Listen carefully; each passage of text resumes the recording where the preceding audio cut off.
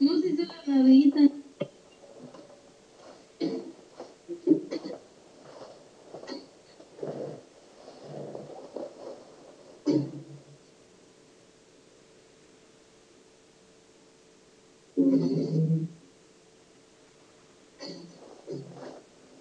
Aquí.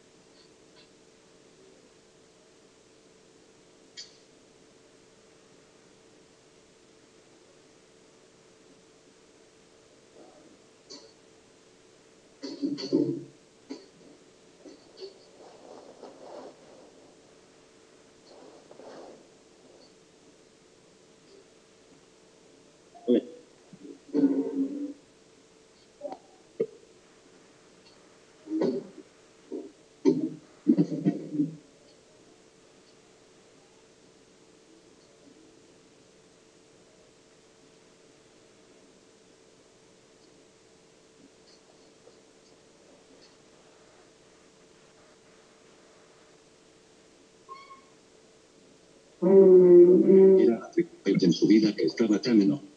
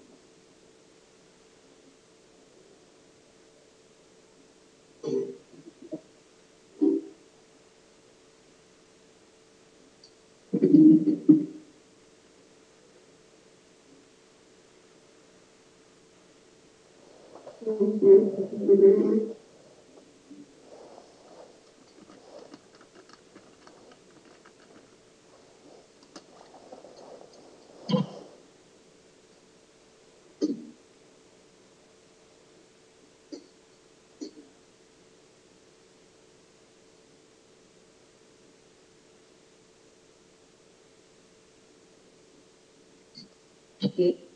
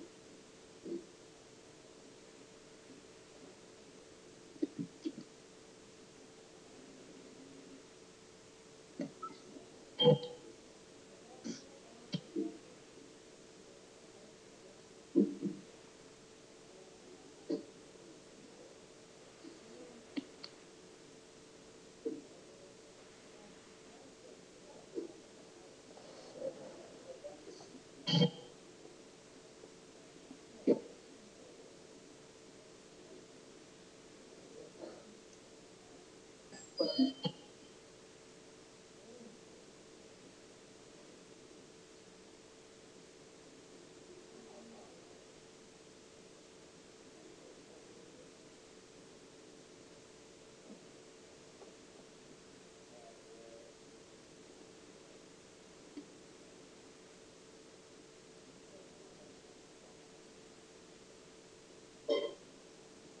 50 de semana pepperoni. Jamón por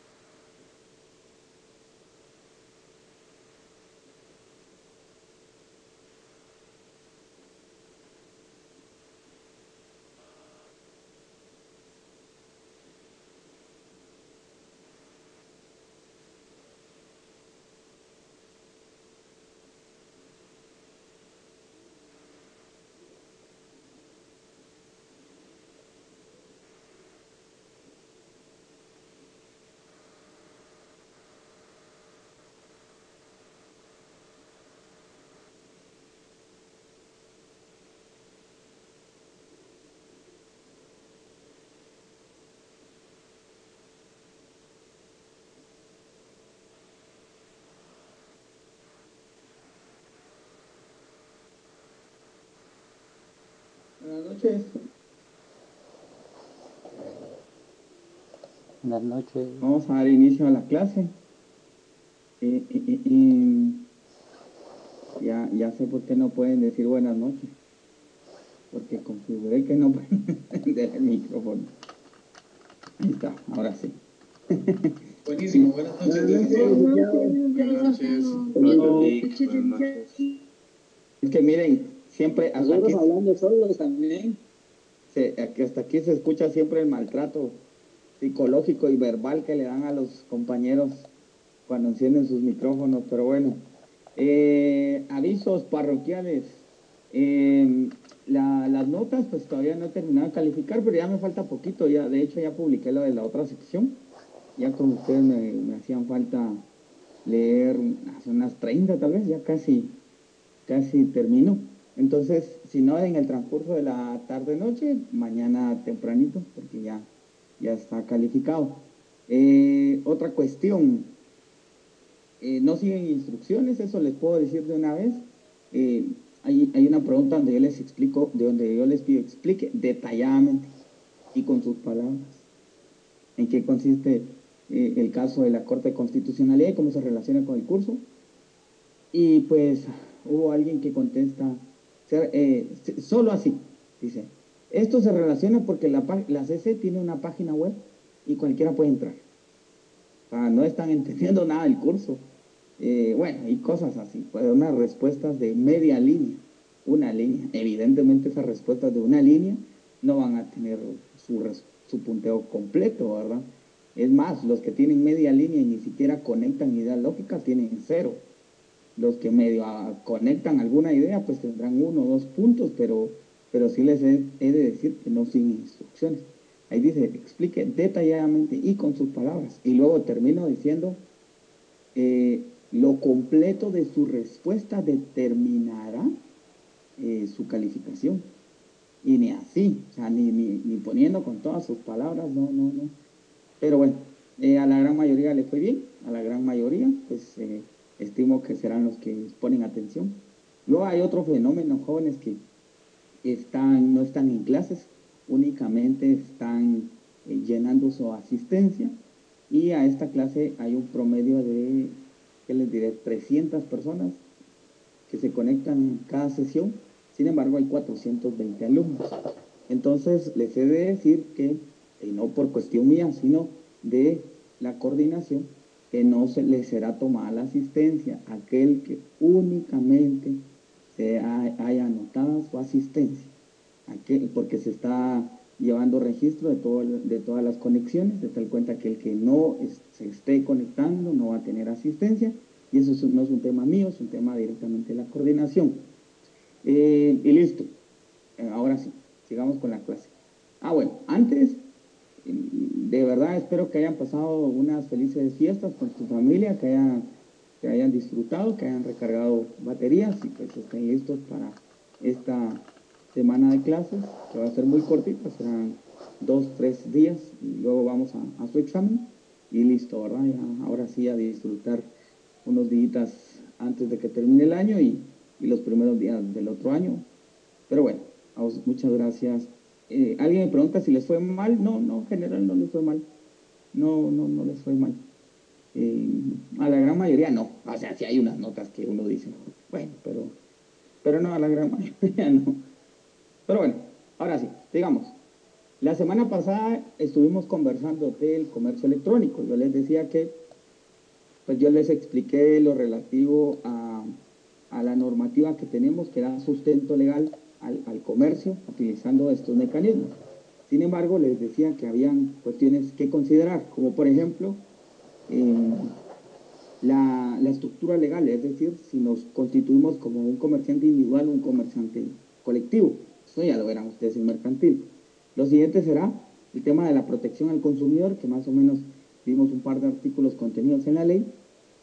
Posteriormente hay un tema del pago de impuestos, eso sí no nos dio tiempo, que pues además es muy básico porque únicamente tenemos regulado el tema del IVA y de las importaciones. Mañana vamos a ver el tema de la factura electrónica y la póliza de las importaciones electrónicas, eso lo vamos a hablar mañana. Y por último, hay un tema de protección de data, ¿verdad?, de habeas data, pues que eso ya lo vimos en clases anteriores. Y por último, el tema de la protección intelectual de las creaciones. En ese sentido, el tema del día de hoy es la propiedad intelectual.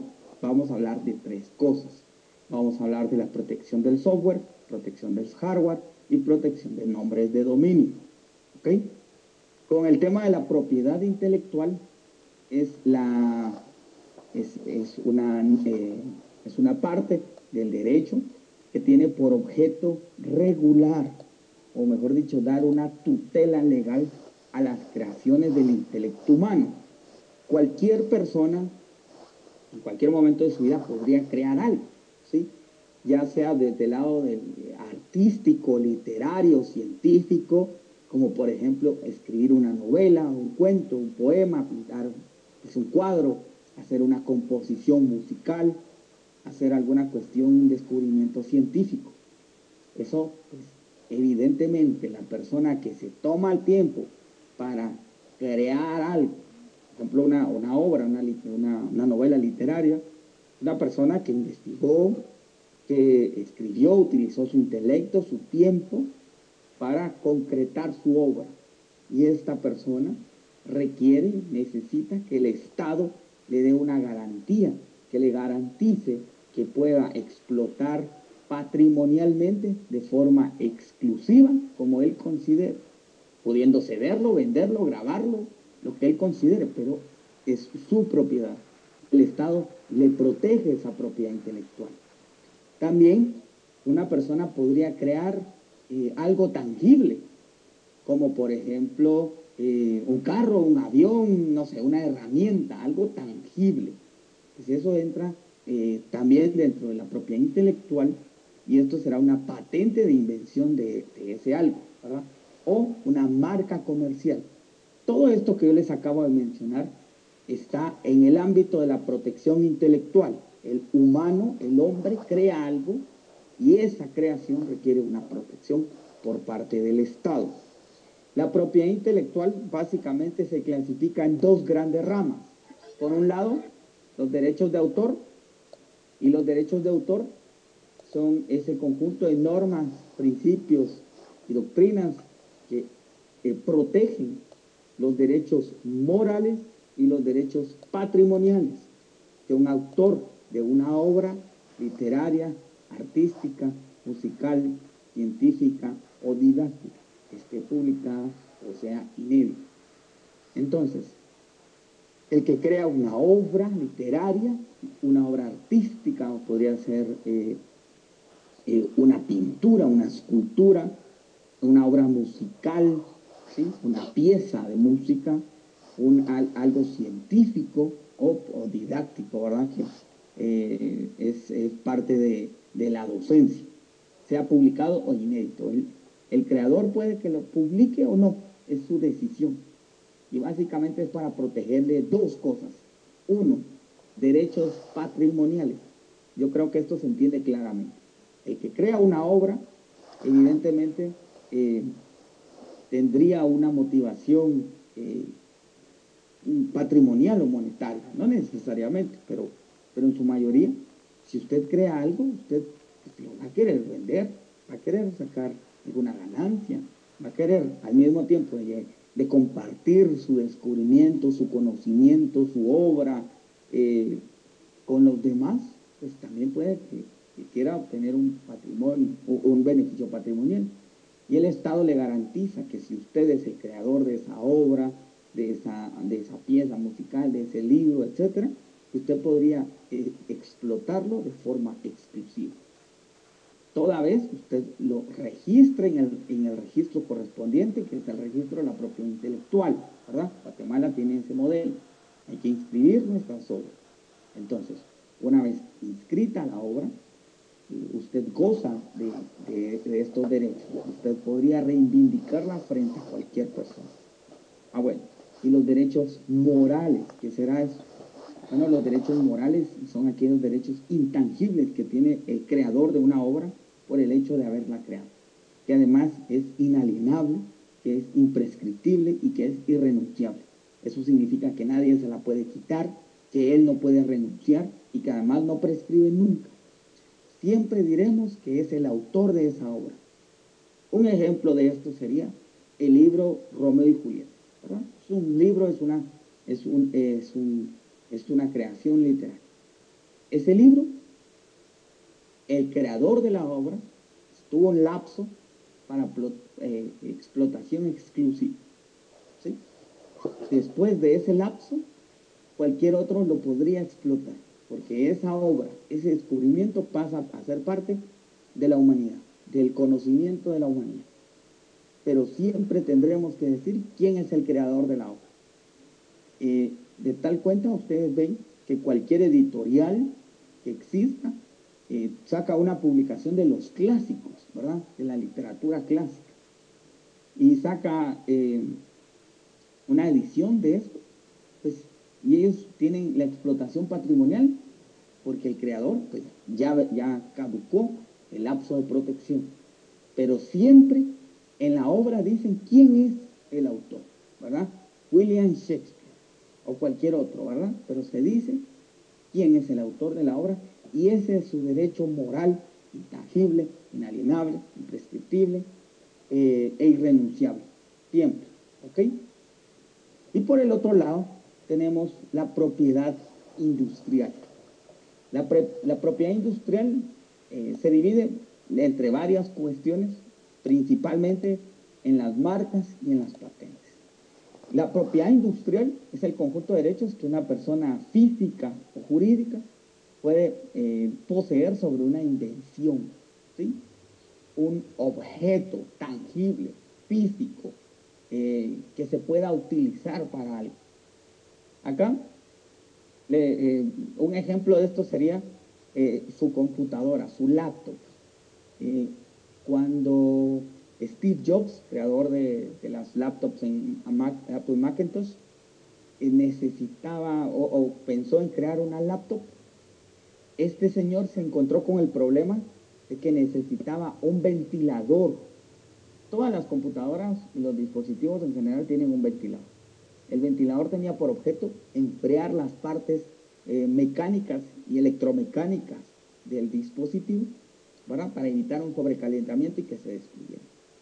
Pero necesitaba que fuera pequeño y silencioso y con la potencia suficiente de enfriar todo el equipo. Entonces, alguien creó ese ventilador con la potencia suficiente para enfriar una computadora, pequeño y silencioso, ¿verdad? Entonces, esta persona inscribió ese producto, obtuvo una patente por la creación, por la invención de ese producto y lo pudo explotar de forma exclusiva por un tiempo. Siguiendo con ese mismo ejemplo de Apple Macintosh, esta marca, Apple, ¿verdad? Ustedes la ven, es una manzana, tiene un signo distintivo. Ustedes la ven y ya conocen la marca sin necesidad de que esté escrita, ¿verdad? Esto también tiene una protección para que nadie más la inscriba, ¿sí? Imagínense el caos que fuera si todos pudiéramos inscribir y explotar los productos sin que hubiera ninguna regulación. Pues que aquel creó su marca McDonald's y yo también pongo la mía, le pongo McDonald's y le pongo los mismos colores y pongo mi local y le hago creer a la gente que soy el mismo. ¿Se entiende? Entonces, eso es la propiedad intelectual. Alguien había levantado la mano por ahí, no alcancé a leer el nombre. Yo, licenciado, disculpe, yo tengo dos preguntas. ¿Qué manda? La primera, por ejemplo, es sobre los derechos de autor. Usted dijo que tenía sobre derechos morales también. Yo creo que no se refería exactamente a esto que le voy a preguntar, pero no sé si también existe este tipo de derechos. Por ejemplo, si cuando yo como autor de un escrito o de una aplicación o algo así, ya la he vendido, pero después esta aplicación se está usando con fines en los que yo no estoy de acuerdo, ¿puedo hacer algún reclamo o ya no se podría en ese sentido? Va. Y la otra, si quiere mejor esa primera y después... Ya vamos a llegar a la contestación de eso, pero básicamente es su derecho patrimonial. Digamos que si alguien lo contrató a usted para crear un producto, siempre diremos que su derecho moral será que siempre le reconozcan a usted como creador de esa obra. Pero el derecho patrimonial, usted puede hacer lo que quiera. venderlo, cederlo, grabarlo, debería existir un contrato en el cual se establezcan las condiciones en las cuales queda el software que usted crea para esa otra persona, ¿verdad? A partir de ese convenio, ese contrato, se dará la explotación que corresponde, ¿sí? Eso sería el derecho patrimonial. Usted lo cedió, ya hacen lo que quieran, lo revenden y lo parten por pedazos, lo que sea. Pues usted ya lo cedió. Pero eso, que lo vendieron por partes o lo venden, siempre tendrán que decir que usted es el autor de esa obra, ¿verdad? Eso es el derecho moral. Ahora, usted podría conservar en su derecho patrimonial la posibilidad de oponerse a que utilicen el software para otro fin distinto al que usted lo creó. Eso lo podría, usted se podría reservar ese derecho, ¿verdad? ¿Y su otra pregunta?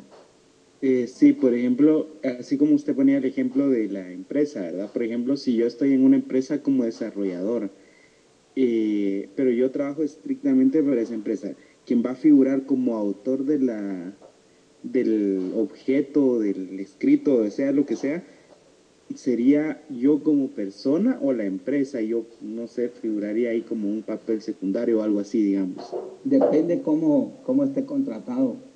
Todo depende de las condiciones en las cuales usted fue contratado. Debería existir una cláusula en la cual se aclara ese aspecto. Que usted cede todo lo que usted haga en la empresa, digamos, o usted podría reservarse. Casi siempre las empresas dejan una cláusula que establece que usted cede todo lo que creó a la empresa, ¿verdad? Para su explotación. Entonces, usted cedió la parte patrimonial, la parte moral nunca, jamás. Es imprescriptible, es irrenunciable. Aunque usted ponga en un papel que usted renuncia a que digan que usted es el autor, eso no es válido, porque usted no puede renunciar, ¿verdad? A esa parte. Usted renuncia a su parte patrimonial. Eso sería. Pero sigamos, ya abordamos un poquito más ese tema de la... Ahora, con relación a la regulación, les quiero contar pues que existe la Organización Mundial de la Propiedad Intelectual, que es el órgano especializado en Naciones Unidas, que tiene por objeto pues capacitar a los países, emitir recomendaciones, buenas prácticas de normativa para que estos países la adopten y que tengan todos los países una normativa que tienda a proteger los derechos del creador, de los autores, ¿verdad? Entonces existe este ente internacional al cual nosotros podríamos recurrir en casos de arbitraje. Ya vamos a llegar a eso casi al final del curso. Pero también existe, bueno, y entonces Guatemala ha suscrito tratados y convenios, por ejemplo el convenio de Berna es un tratado especializado,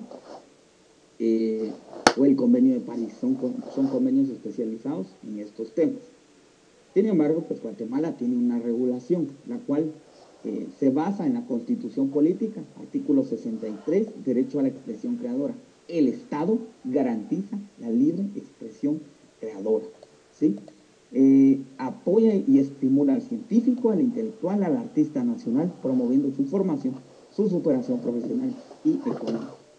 Entonces, en este artículo se da una garantía más para los habitantes, para los ciudadanos de este país, en el cual el Estado les dice, miren, yo los apoyo, yo voy a hacer lo necesario para estimular su producción científica, intelectual y su superación profesional y económica. Básicamente es reconocer tus derechos patrimoniales y derechos morales. Y eso lo hace en dos leyes. La Ley de Derechos de Autor y Derechos Conexos, contenido en el decreto 33-98 del Congreso de la República, y en la Ley de Propiedad Industrial, decreto 57-2000 del Congreso de la República. Entonces son dos leyes ordinarias en las cuales se desarrolla lo preceptuado en el artículo 63. Bueno, ahora, yo acá no voy a hacer un análisis exhaustivo de la ley de cada una de estas, porque sería imposible abarcarlo en una clase. De hecho, pues tendría que ser varias clases. Sin embargo, vamos a hablar lo específicamente que nos trae acá a este curso, ¿verdad? Que sería el hardware, el software. En general el software es lo que está en el pensum, pero yo también hablo del hardware y de los nombres de dominio. Entonces voy a analizar algunos artículos muy puntuales. Bueno, hablando del software, reiteradas ocasiones hemos explicado qué es, y decíamos que es un software, es el soporte lógico inmaterial de un dispositivo. Son esos programas de computación, esos programas de ordenador, y estos programas de ordenador tienen, están construidos en un lenguaje de programación. El programador, cuando crea un programa, tiene que escribirlo en líneas de texto o comandos, ¿verdad?, escritos en un lenguaje especial que lo puede interpretar la computadora a través de algún otro software, y a partir de ello crear un programa, ¿verdad? Crear un software. Entonces, en resumen, un programa lo va a escribir, ¿verdad?, un desarrollador, un programador, en un lenguaje de computación, ¿verdad?, de programación, que son líneas de texto, ¿sí? Son líneas que contienen instrucciones que va a interpretar ese software, ¿ok? Eso es un software, razón por la cual el que crea esto está utilizando su intelecto, su conocimiento, su experiencia, está investigando, entonces está creando algo. Con respecto a los softwares, todos ustedes pues tienen N cantidad de software en sus dispositivos. En su teléfono a lo mejor ustedes tienen WhatsApp, tienen Telegram, tienen Instagram, tienen TikTok, Facebook, Zoom. Esos son software, ¿verdad? Y el que los creó, o la persona, o el grupo de personas que lo hayan creado, pues utilizaron su intelecto para resolver un problema y dar un servicio. Entonces, esta persona requiere una protección por parte del Estado. Aquí quiero aclarar de una vez que no existe una protección global, existe una protección local. En cada país donde usted requiera que se proteja su creación, en ese país tendría usted que hacer su registro. Si usted crea un software y usted quiere protección en Guatemala, lo registra aquí. Si quiere en toda Centroamérica, lo tiene que registrar en cada país, en México, en Estados Unidos, porque no existe una protección global, la protección es local, ¿verdad? Así funciona en la actualidad. Entonces vamos a ver algunos artículos del decreto 3398, Ley de Derechos de Autor y Derechos Conexos. En el artículo 1 de esta ley se establece que la ley es de orden público y de interés social.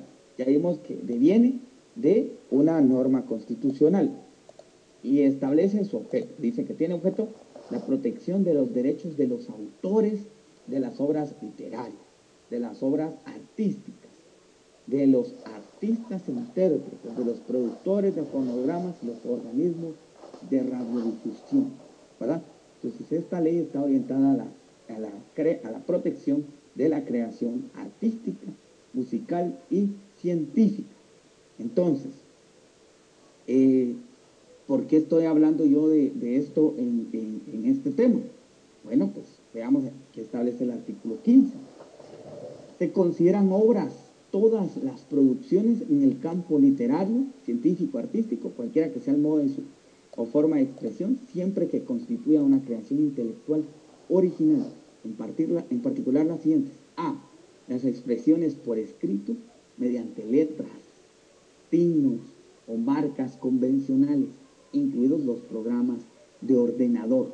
Entonces, esta ley, en el artículo 15 dice, mire, para mí, una creación literaria está al mismo nivel que una creación de un software. Y yo le voy a dar la misma protección. ¿Por qué? Porque son líneas de texto. De un lado, pues es texto normal y del otro lado es un texto que es el código de programación. Y eso tiene la misma protección. Entonces la ley aquí le da ese rango. Y luego en esta misma se define que es un programa de ordenador o un software. En el artículo 4 establece que un software o un programa de ordenador es una obra constituida por un conjunto de instrucciones expresadas mediante palabras, texto, ¿verdad? Códigos planes o cualquier otra forma que al ser incorporadas en un soporte legible por máquina, es capaz de hacer que un ordenador ejecute determinada tarea u obtenga determinado resultado, ¿verdad? De esto ya hemos hablado muchísimas veces. Otro ejemplo sería, usted en su Word, abre su Word, escribe texto, le da clic al botón imprimir y esto manda a imprimir la hoja a su impresor. Entonces, ese botoncito de imprimir, si alguien tuvo que haber resuelto ese problema. ¿Cómo hacemos esto? ¿Verdad? Es una creación del intelecto humano. Entonces, cada software pues ejecuta una determinada acción o se obtiene determinado resultado. Entonces, acá la ley es clarísima, ¿verdad? Y le da la misma protección que un texto. ¿Y para qué? Bueno, reitero, la ley lo hace para darle a un autor la reivindicación sobre sus derechos morales y patrimoniales. Vamos primero a los patrimoniales, artículo 21 de la ley.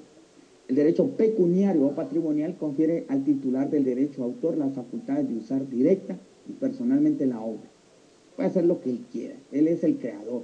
Él puede utilizarla para él, explotarla a él, o la puede ceder para que alguien más la explote, de forma total o parcial, ¿verdad? Y autorizar o prohibir su utilización y explotación por terceros. La pregunta del compañero hace un momento. Él creó algo, pero se lo cedió a alguien. Y en el documento donde lo cedió, debería haber quedado aclarado cómo es la cesión, es total, es parcial, y si él prohíbe o autoriza la utilización o explotación por terceros, ¿verdad? Estos aspectos, y ojo ahí, algunos de ustedes, pues cuando laboren ya en alguna institución, en alguna empresa y se requiera la contratación de alguien para crear un software, es necesario que usted incorpore una cláusula donde, pues dependiendo a quién está protegiendo, ¿verdad? O sea, al patrono en este caso, o al creador de la obra, ¿verdad? A quien usted esté asesorando.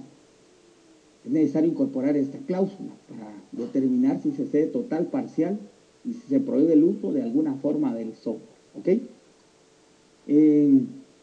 Bueno, ahora, y el derecho moral. El derecho moral les decía que es ese derecho inalienable, es decir, que nadie se lo puede quitar, imprescriptible, que no prescribe nunca, ni en 1, ni en 2, ni en 100, ni en mil años, nunca, es imprescriptible, no prescribe. Y luego es irrenunciable. Usted no puede renunciar, usted no puede escribir en un contrato que renuncia porque no es posible, la ley dice que no lo es. Y entonces, básicamente, este derecho moral le confiere a usted reivindicar en todo momento la paternidad de la obra. ¿Sí? Siempre se dirá que usted es el creador de la obra y exigir la mención. Ese Eric Marroquín en el gimnasio anda, ya vieron.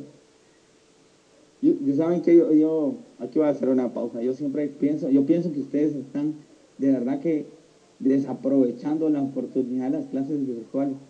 Cuando regresen a las clases presenciales los quiero ver. Ahí los voy a ver sufrir. Los voy a ver sufrir porque ya se acostumbraron a ser muy cómodos, a no poner atención, pero miren, yo solo lo digo de verdad que molesta. Porque yo estoy aquí bien concentrado y empieza a sonar el reggaetón ahí al fondo. Entonces, corta el hilo a los que están poniendo atención, a mí que estoy hablando, y ustedes evidentemente no me están poniendo atención. Entonces, de verdad que los que sí lo están aprovechando... Aquí estamos, Vic. Aquí estamos. Sí, ustedes, los que sí están, muchas gracias, los felicito. Aquí estamos, aquí estamos. Y los que no, de verdad, miren... Apague el micrófono, Lick. No, sabe que no lo hago porque... Molesto. No lo hago porque a mí me gusta dialogar con ustedes, a mí me gusta darles las palabras, y de verdad que uno aprende del lado de ustedes, del lado mío. Hace un par de clases un compañero de ustedes hizo una muy buena intervención, aclaró unas cosas, miren, o sea, se aprende, es de doble vía, ¿verdad? Pero bueno, levantamos la mano mejor. sí, cabal, pero bueno, sigamos. Aquí ya, yo creo que este tema ya, este punto ya. Ahora, siguiendo en esto, entonces, si la ley dice que le da la misma protección a una obra literaria y a un software, entonces, ¿en qué términos? Bueno, veamos qué dice. Los programas de ordenador se protegen en los mismos términos que las obras literarias. Y la protección se extiende a programas operativos o programas aplicativos, ¿verdad? Un sistema operativo como el Windows, iOS o aplicaciones, ¿verdad? Cualquiera que sea. Alguien me preguntó, ¿las aplicaciones del teléfono también? Sí, son un software, ¿verdad? Entonces, ya sea cualquiera que sea su código fuente, código objeto y cualquiera que sea su forma de modo, además tiene una protección, su documentación técnica y manuales de uso. Dentro de los requisitos para inscribir una obra, uno es que sea novedoso, obviamente. Dos, que tenga una explotación de alguna forma industrial. Y obviamente, al hacer la inscripción, el registro va a requerir documentación de soporte, que será todo el texto de ese software, al mismo tiempo cualquier otra documentación técnica. Podría ser la estructura de la base de datos o por ejemplo, manuales de uso del software, ¿verdad? Entonces, todo eso va a gozar, va a tener protección. ¿Y por cuánto tiempo? Bueno, vamos al artículo 44 y este establece lo siguiente. En el caso de los programas de ordenador y de las obras colectivas, el plazo de protección será de 75 años, contados a partir de la primera publicación o en su efecto en la realización de la obra. 75 años. Entonces, esto es para la protección patrimonial, para explotar de forma exclusiva, de forma patrimonial el software, ¿ok? Entonces, yo puedo explotarlo de forma exclusiva 75 años. ¿Qué pasa al año 76? Cualquiera lo podría explotar, cualquiera podría utilizarlo. ¿Y esto por qué? Veamos lo que dice el artículo 48. Al vencimiento del plazo de protección, las obras pasarán a ser del dominio público. Y esto para evitar monopolios. Ha sucedido mucho con la medicina. Cuando sale un medicamento, la empresa que lo crea le pone el precio que quiera. Y en la actualidad existen medicamentos carísimos, muy caros, ¿verdad? Las empresas lucrando con nuestra salud. Pero solo les protege un tiempo, 10 años, 15 años, 20 años, dependiendo cada país o dependiendo cada tipo. Después de eso, después de que vence ese tiempo, pasa a ser de dominio público. Por eso es que tenemos medicamentos genéricos, ¿verdad? Esas farmacias de productos similares, que lo que es el mismo medicamento, el mismo componente, pero sin la marca, ¿verdad? Porque lo que seguimos pagando es la marca. Entonces, es por ello, ¿verdad? Para que no exista abusos, ¿verdad? Y monopolios. Entonces, a una explotación por un tiempo, ¿verdad? Entonces, básicamente, así funciona. Y la pregunta aquí sería, ¿cuándo usted podría utilizar el Office 2000 sin tener que pagar licencia? En el año 2076, ¿verdad? Qué chiste. Pero bueno, ¿qué manda don Efraín Orrego? ¿Qué manda? No, yo creo que con ese, ¿cómo se llama? Que usted acaba de hacer, con esa broma o ese comentario contestó mi pregunta, porque le iba a preguntar si de seguro siguen habiendo vacíos legales en ese tema, ¿verdad? Y en ese sentido, por ejemplo, aunque se fueran haciendo pequeños cambios para para continuar con la propiedad intelectual de un mismo, ¿cómo se llama? Durante más años, ¿verdad? Se podrían hacer pequeños cambios no sé, en la matriz por ejemplo, si es una app, en la matriz ¿cómo se llama? Ya. Sí, pues las mejoras que se vayan haciendo. Sí, Ajá, pero o sea, sí. a medida que nadie más sea lo suficientemente hábil para crear algo similar, ¿verdad? Yo me imagino que se puede seguir haciendo eso. Sí, uno de los requisitos para inscribirlo es que sea novedoso. Si no es novedoso, digamos que si usted crea un software, ¿verdad? Y luego le va haciendo mejoras, cuando usted intente registrar de nuevo ese software, dirá que ya no es novedoso. Lo único que está haciendo usted es hacerle mejoras, ¿verdad? Entonces ya no es susceptible de protección y de inscripción.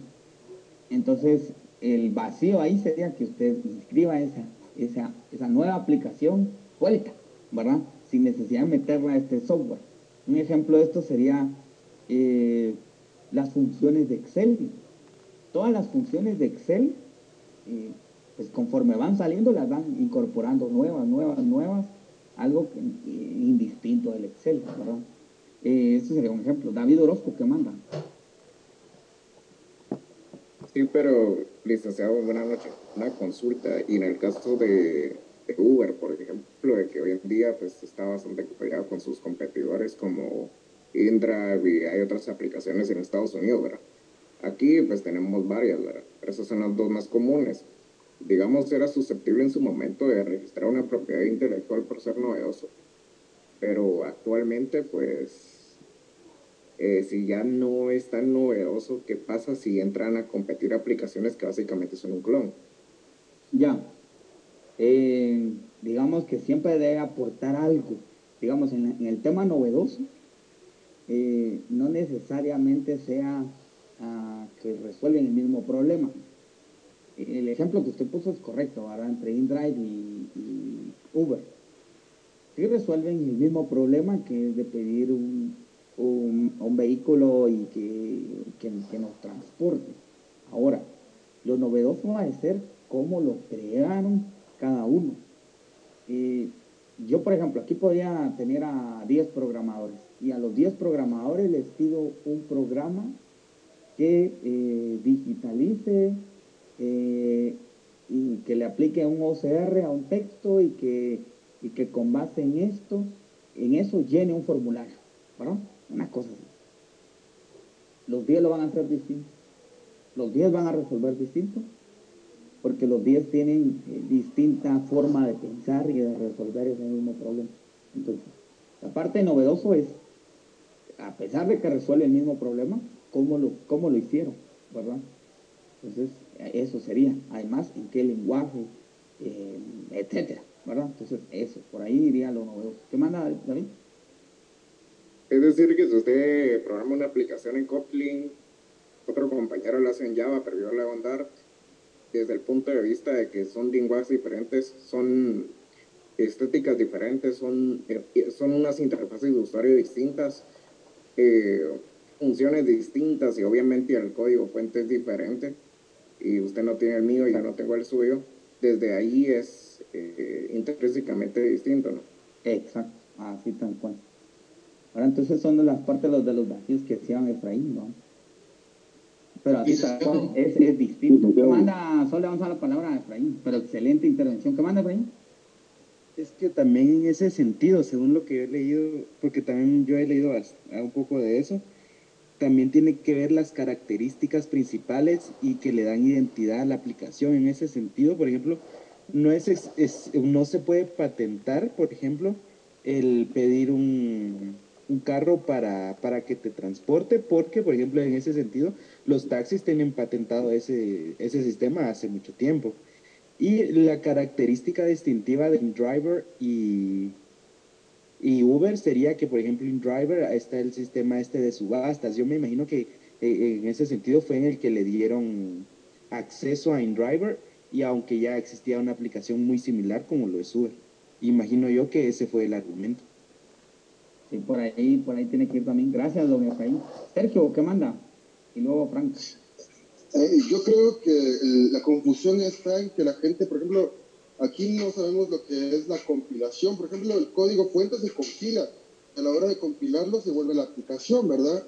Entonces eso se vuelve, deja de ser un lenguaje de alto nivel a solo ceros y unos. Entonces, realmente Uber e InDriver no se pueden copiar el código porque no se pueden, porque ya está compilado la aplicación, ¿verdad? Entonces, lo que puede hacer InDriver es ingeniería inversa. En ese sentido, solo puede ver lo que la aplicación ya hace compilada y tratar de implementarlo en su aplicación, pero la ingeniería inversa no es legal, es parte del desarrollo del software, ¿verdad? Entonces, por ejemplo, el Mario Bros. Le hicieron ingeniería inversa en su momento cuando era muy famoso y sacaron otros juegos, porque Mario Bros. Está creado con cuadrículas, ¿va? Para ver la precisión de los saltos y todo eso, fue muy innovador en su tiempo. Entonces muchas empresas de juegos se dieron cuenta de eso, hicieron ingeniería inversa e implementaron eso en sus juegos, ¿verdad? Entonces no se puede copiar código porque ya está compilado, entonces hay solo ceros y unos, y eso solo que el código sea de fuente abierta, ¿verdad? Pero eso es otro, esos son Es otros otra, 20 exacto, pesos, ¿no? exacto, es Pero otro modelo. con el código cerrado no hay forma de acceder a él, a no ser que uno hackee los servidores de la empresa y mire el código fuente de por sí, ¿verdad? Excelente, Sergio. Frank y luego David. Licenciado, es que yo creí que era relativo, o sea, lo que usted estaba hablando de licencias. Por ejemplo, acá en el Ministerio Público no se paga Excel ni Word, pero se usa LibreOffice. Y ese LibreOffice es bastante parecido a Word y Excel, o sea, es lo mismo. Pero Sí, digamos hay ciertas fórmulas donde no cuadran, ya cuando uno va a otra computadora, digamos, en la personal, ¿no? El archivo se distorsiona, pero cuando usted está trabajando es lo mismo. Sí, digamos que eso es otro modelo de derechos, ¿verdad? Hay software abierto, hay software que tiene common rights, etcétera. De eso no hablo, pero tal vez lo incorporo mañana solo para aclarar. Y de todo lo que estamos hablando ahorita, los compañeros les va a venir en el examen un ensayo. Nada, mentira, es broma. David, ¿qué manda? Bueno, solo quisiera retroalimentar un poco y distinguir un par de situaciones ahí. La primera, ¿verdad? No todo lenguaje es compilado. Ya, sí es cierto. Sobre todo, por ejemplo, en el caso de Android, todas las aplicaciones sí pasan por un proceso de compilado, pero no necesariamente todos los lenguajes son compilados. Sí es cierto que al final la computadora solo lee ceros y unos. Que la de compilación no se puede hacer, sí se puede hacer, se puede compilar. Y hay otros procesos, ¿verdad? No solo hay compilado, sino desensamblaje o desensamplado, y está también, bueno, hay un montón de cosas, ¿verdad? Pero sí se puede, lo que pasa es de que no es legal, ¿verdad? Y la otra es de que hoy en día no es como que uno se va a poner a hacer la ingeniería inversa a las cosas, yo simplemente me doy cuenta cómo funciona y lo replico. Yo creo que de cierta forma, tal vez, si existen aplicaciones y negocios similares es por el libre mercado y porque tiene que haber una sana competencia, porque si Uber no tuviera competencia, pusiera los precios que quisieran, ¿no? Exacto. Así tal cual. Exacto, excelente. Miren, gracias a los cuatro por la intervención. De verdad que ya vieron que por eso es que me gusta mi micrófono abierto, porque aquí todos aprendemos. Gracias. Bueno, alguien me pregunta si va a haber material para el examen. Roxana Alvarado, sí, y no me dan ganas, pero sí lo voy a publicar, sobre todo porque no están estudiando. Pero bueno, ya, ¿qué se le va a hacer ahí? Mira, cada quien. Digamos. Licenciado. Bueno. Bueno, entonces, hablando ya de los dispositivos, esa parte de creación del intelecto humano estaría regulado por la Ley de Propiedad Industrial, Decreto 57/2000. Entonces, la Ley de Propiedad Industrial tiene por objeto la protección de la creatividad intelectual aplicada en el campo de la industria o del comercio.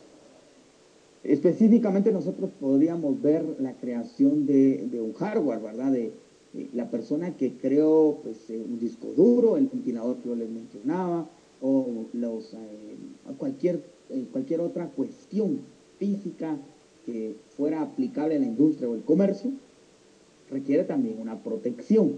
En ese sentido, pues vamos a diferenciar dos cosas.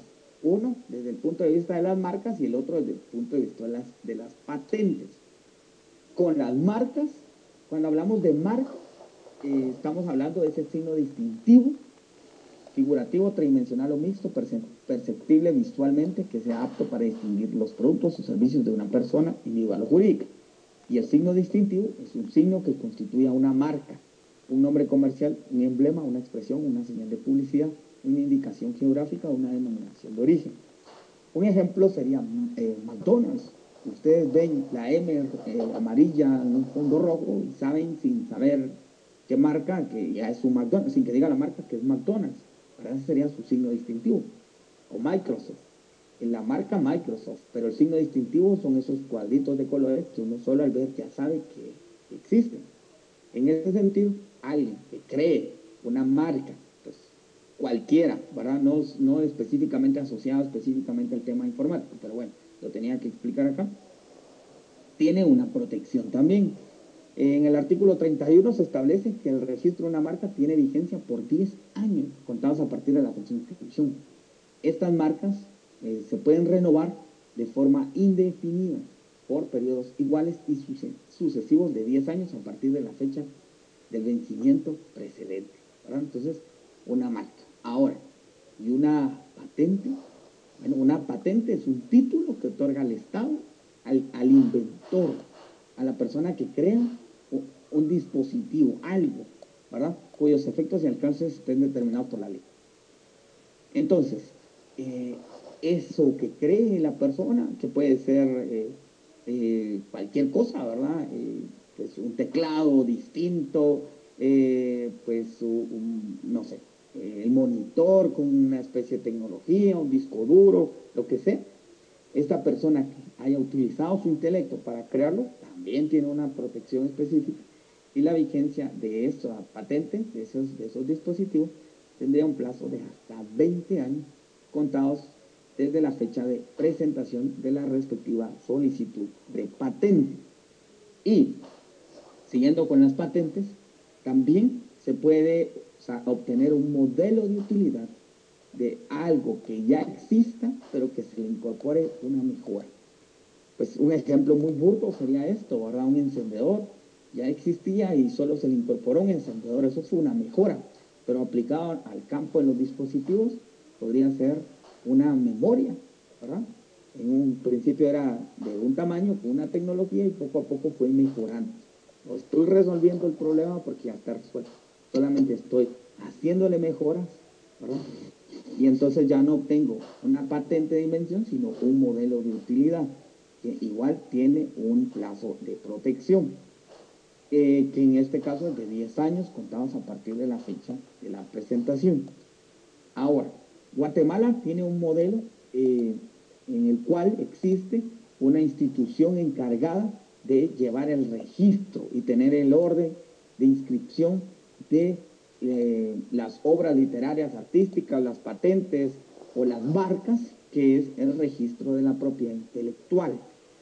En Guatemala, pues obviamente funciona que el primero en inscribirse es el primero en derechos y razón por la cual deberíamos hacer el registro, la inscripción de nuestras obras, ¿verdad? Entonces, eso, de nuevo, insisto, la protección es local, no existe tal cosa como una protección mundial global, sino que la protección es local. Se dan cuenta que donde usted desee explotarlo patrimonialmente, usted debería hacer el registro, ¿ok? Así funciona esto. Ya les voy a dar la palabra. Solo que me falta una cosita y si no, no termino. Ahora, siguiendo con esto, la protección de los nombres de dominio. Pero esto, ¿qué tiene que ver con el tema? Bueno, tiene que ver porque está asociado con una marca y con el comercio electrónico. Usted tiene una tienda física y en algún momento la va a querer llevar al mundo electrónico. Usted tiene hoy una venta que se llama McDonald's de hamburguesas y en algún momento va a querer tener una tienda en línea, una página web en línea.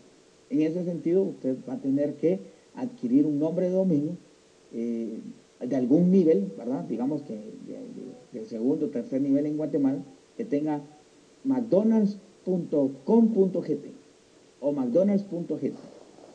Entonces, ¿cuál es el problema que ha ocurrido acá? Que bueno, entonces usted tendría que ir al registro de dominio que está adscrito a la Universidad del Valle de Guatemala, ya lo explicamos, y hacer su inscripción. ¿Cuál es el problema acá?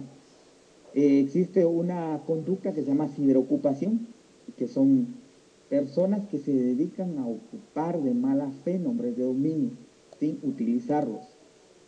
Yo tengo una venta que se llama McDonald's y no he utilizado el dominio, y pues alguien de mala fe podría ir y adquirirlo y no utilizarlo.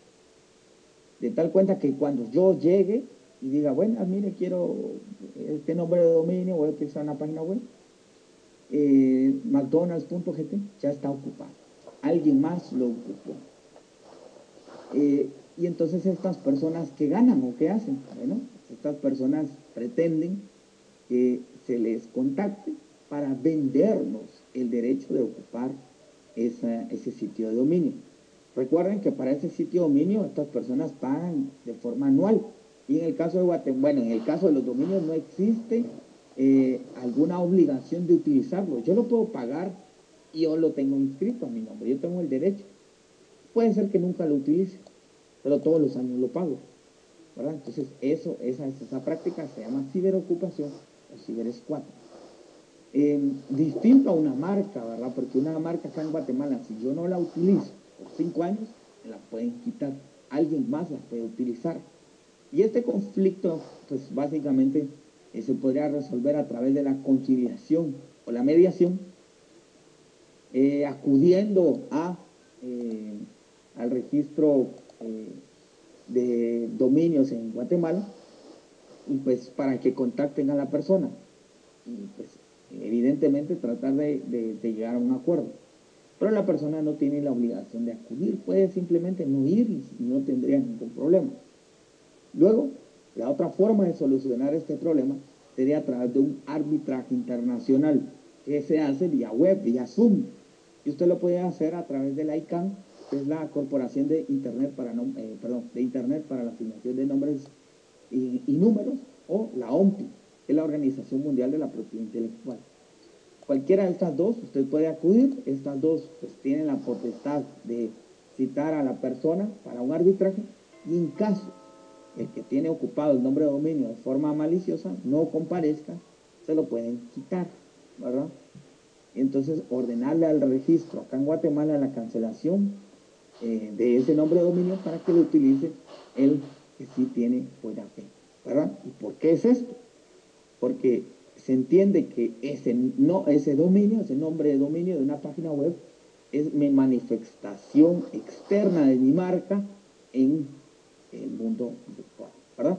Entonces vamos a dejar la clase de hoy hasta acá y pues mañana continuamos. Voy a darle uso de la palabra a algunos que están por ahí. Brenda Martínez, ¿qué manda? Brenda. Buenas noches, licenciado. Solo me quedó una duda.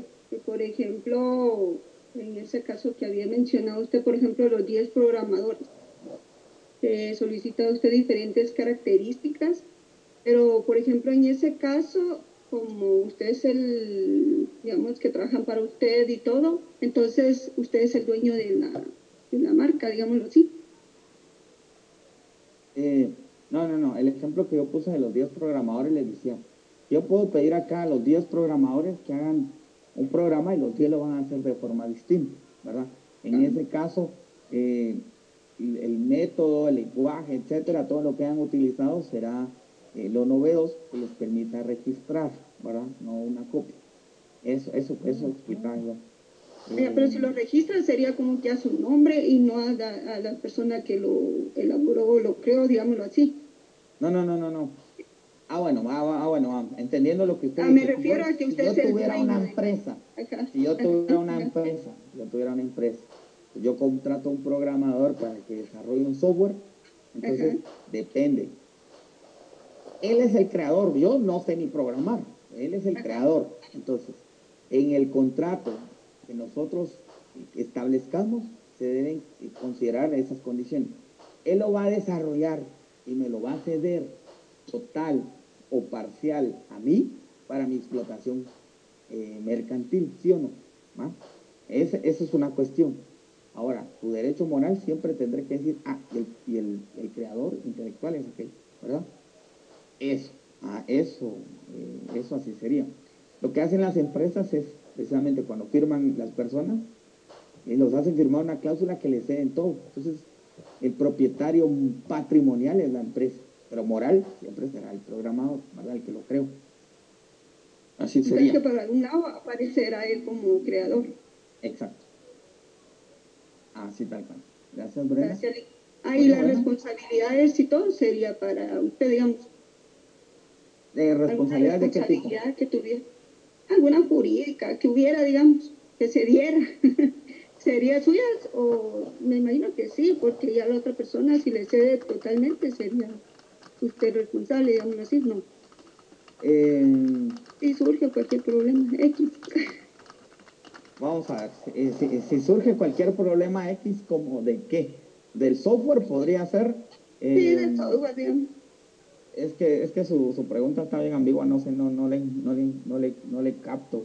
Tal Si vez. surge- Si tuviera algún Ajá. error o yo qué sé, ¿verdad? Bueno, si la aplicación tiene algún problema, Sí, digamos. y ya se dio, digamos, ya se vendió, ya anda por todos lados, pero Código hay un mío como problema, le empresa, digo. entonces yo puedo contratar o al mismo programador o a otro porque yo ya tengo el código fuente. A partir del código fuente ya cualquiera lo puede entender, ¿verdad? Eso, y yo podría contratar a alguien más para solucionar el problema, el software, no sé, algo así. Bueno, ya entendí. Gracias. A usted, gracias, Brenda. Don Efraín, ¿qué manda?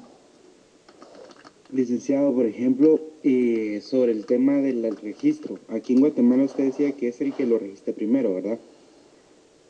Pero en ese sentido también se pueden disputar esos registros, porque por ejemplo, yo le pude haber enseñado a un amigo, supuesto amigo, esto, una aplicación que yo estaba desarrollando, y viene y como, no sé, él vio cómo yo lo estaba desarrollando, lo copia y lo fue a registrar primero, sí lo podría disputar yo.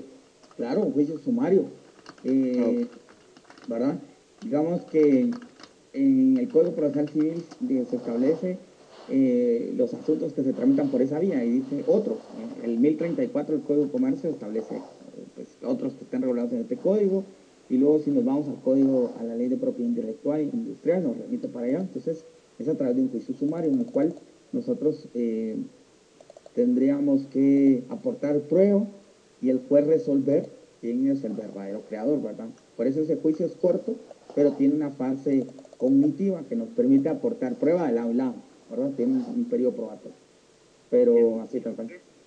Ok, entiendo. Y otra, va en el sentido de lo que decía la compañera, por ejemplo, responsabilidades. Yo pensaría también que, por ejemplo, dependería de qué tipo de responsabilidad, porque, por ejemplo, si se entiende que, por ejemplo, yo tuve la idea del desarrollo de una aplicación. Yo di los aspectos mínimos, características que esta debería tener, esto y lo otro. En teoría yo sería como que el creador intelectual, y la otra persona, el desarrollador, el programador sería el desarrollador material, podríamos decir. Porque yo habría dado todas las líneas de desarrollo y esta persona lo habría materializado. Digamos que ahí es colectivo, digamos que, ¿cómo le explico? Yo también tengo un amigo que me dice exactamente lo mismo. Digamos que él se imaginó la solución y dijo cómo había que hacerlo. Y el desarrollador lo hizo. Y me dice, él en todos lados dice, powered by, desarrollado por, ¿verdad? Entonces, en ese caso el software ni siquiera está inscrito en ningún lado. O sea, ¿quién es el creador del software? Bueno, pues ahí es una creación compartida, porque salió de su intelecto el problema y la solución, pero también está el intelecto de aquel que en el transcurso del desarrollo resolvió problemas utilizando su intelecto. Entonces es una creación colectiva. En todo caso, los dos son creadores. Usted vea las canciones, sin ir tan lejos. Cuando usted ve quién escribió la canción, o sea, quién es el autor de la canción, aparece un montón de gente, porque alguien hizo la letra, alguien hizo la música, alguien fue el arreglista, alguien hizo no sé qué. Entonces, esa obra, para que esté tal como está, pues participaron varios. Entonces, eso. Okay. Y en ese sentido, por ejemplo, con lo que decía la compañera, un poco con lo que decía, por ejemplo, si se detectara que hay algún tipo de plagio, pero por ejemplo es en el código, en este caso el que tendría que ser perseguido seríamos los dos, porque los dos somos autores, o solo la persona que lo desarrolló. Los dos, mire, pues, por ejemplo, si usted tiene la explotación patrimonial y usted se lo vendió a alguien diciendo que es novedoso, no sé qué, no sé cuánto, y luego se descubre que hay un plagio, sí podrían demandarlos por daños y perjuicios a los dos, ¿verdad? Por la explotación patrimonial sobre todo hay una responsabilidad patrimonial y al otro pues podría ser hasta penal por haber incurrido en violación de propiedad intelectual. Así tal cual. Dice, Lick, ¿me puedo retirar ya? Dice Mario Alfonso. No. Mentira. No, sí, aquí a todos estoy respondiendo preguntas. El que se quiera ir, feliz noche. Jesly Morán, ¿qué manda? Buenas noches, Lick. Únicamente con una pregunta. ¿Usted me podría recomendar o indicar alguna página donde se puedan comprar dominios? Bueno, la de Dominios GT. Dominios GT es la dominios de segundo y tercer nivel para Guatemala, que sería .com.gt o solo .gt, ¿verdad? Hay otras de primer dominio, de primer nivel. Hay un montón, ¿verdad? ¿Cómo era? DuckDuckGo, creo yo. No me acuerdo. Pero bueno, va a depender qué quiera hacer usted. Si no, pues esa página. Es que yo conozco algunas, pero son un poco caros los dominios, ¿no? Sí, ¿cuánto se quiere gastar?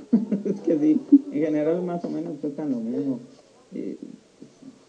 Varía, ¿verdad? Pero en DuckDuckGo puede ser DuckDuckGo, o si no estoy mal, quiero ver DuckDuckGo. GoDaddy. GoDaddy es la cosa. Ajá. GoDaddy. Porque ahí a veces son algo caros. Está Chip Domain o algo así se llama, que son... ChipDaddy está como de $5 y acá dominios GT $20. Entonces, GoDaddy es excelente. Sí, muchas gracias, Lick. 20 al año está barato. $20 al año y GoDaddy está a $5 al año. El primer dominio, lo único que, pues, que hay menos, ¿verdad? Pero bueno. Lo que pasa es que, como le dijo usted, ¿cuánto es tu presupuesto y qué es lo que quiere hacer? Porque algunos le van a incluir correos, le van a incluir cierta seguridad, acceso a su cPanel, y otros son el puro dominio. O sea, una cosa es el dominio, otra cosa es el hosting. Exacto, así tal cual. Excelente, David. Gracias. José Luis, ¿qué manda, José Luis? Licenciado, buenas noches. Con respecto a lo que había comentado usted acerca de que cuando uno crea cualquier, supongamos, alguna bebida y lo quiere registrar y solo se registra en Guatemala, ya sea que en otros países no está protegido tal derecho. Se me vino a la mente un caso que sucedió en México de una bebida que se llama Gugaba, que un mexicano inventó una bebida energizante con productos que son muy saludables y hizo unos negocios con Coca-Cola y vino Coca-Cola, le dijo que en México iba a estar protegido y entonces el creador se confió demasiado y firmó papeles. Al tiempo Coca-Cola sacó en Japón, sacó una bebida similar con todos los productos que él tenía, entonces él ya empezó a alegar de que Coca-Cola le había falseado su producto y Coca-Cola le dijo que ellos no fallaron en nada porque ellos protegieron solo en México y en el contrato no habían dicho que en Japón o en otros países ellos no podrían implementar esa bebida y en total el caso está todavía en proceso. Entonces eso es una forma como nosotros como futuros licenciados para registrar esas marcas tenemos que pensar en todo eso porque las marcas o las multinacionales siempre se aprovechan de las personas. Pues. Sí, por eso les decía yo que miren, es que acá casi siempre les encanta penal y no sé, pues es un tema donde hay acción, pero hay otras ramas del derecho, del derecho mercantil registral es muy bien pagado. Yo vi un caso de Faber-Castell contra Prismacolor o contra Bolic. Mire fenomenal de lado y lado los abogados. Trajeron expertos de otros países, súper bien pagados, las 2-3 mejores firmas en Guatemala representaban a cada uno, y pues es bien pagado, es un tema de aprender, pero bueno. Qué bueno que les parece interesante la clase, ojalá les parezca más interesante el examen. Bueno, chicos. Lindo. Cabal. Es que ya vieron, es que de verdad que a mí no me alcanza el tiempo. Yo siempre dejo temas que no termino de abordar por el tiempo. Pero bueno, ni modo. Algún día esto será curso y pues ojalá. Pero bueno, muchas gracias a todos por su tiempo y atención. Feliz noche, Muchas gracias, licenciado. Rick. Feliz noche. Pues, si fuera de semestre sería algo mucho más formal y me gustaría un montón más, porque acá yo agarro un formato casi que de conferencia y voy ahí dándoles ahí, para no pues darles tantísimo contenido, ¿verdad? Pero bueno. Y era bastante, licenciado, porque en las hojas que venían para el primer examen venían 66 páginas. Qué drama, pero bueno. Licenciada, ¿hay algún libro o algo que usted recomiende para ponerse más al día con eso? Porque la verdad, a mí me gusta mucho su clase y Fíjate he que aprendido mucho. Hay muy pocos. Yo sí, como también me gusta el tema, pues he hecho mi colección ahí de unos 15, 20 libros, una cosa así. Pero todos de temas dispersos. Yo estaba haciendo el mío, de hecho estoy en ese proceso ya hace 2 años de estar escribiendo un texto, pero bueno, algún día verá la luz. Bueno, muchas gracias a todos por su tiempo y atención, que tengan una muy feliz noche, nos vemos mañana primero de Gracias. Gracias, hasta luego. Dios.